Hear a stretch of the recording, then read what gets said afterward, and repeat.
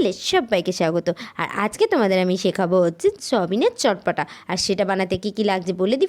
ফার্স্টেই লাগছে হচ্ছে নুন, চিনি, হলুদ, আর একটু সামান্য কাশ্মীরি লঙ্কা গুঁড়ো, আর জিরে গুঁড়ো, ধনে গুঁড়ো, আর একটু সামান্য গোলমরিচের গুঁড়ো, আর 3 রকম sauce, soya sauce, chilli sauce, আর টমেটো সস।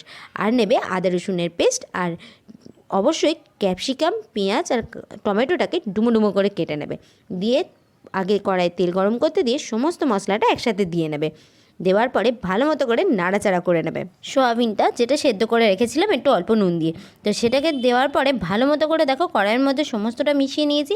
আর এবার বাটনা ধোয়া যে জলটা ছিল সেটাকে অল্প অল্প করে দিয়ে একটুখানি নাড়িয়ে নিলাম। তারপরে এবার দিয়ে দেবো হচ্ছে সয়া সস, টমেটো সস আর চিলি সস।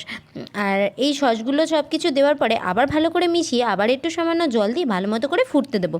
এটা যতক্ষণ ফুটে যাবে তারপরেই দেখো এরকম মাখা মাখা হয়ে গেলে নামিয়ে নেবে। আর এটা খেতে কিন্তু দারুণ লাগে।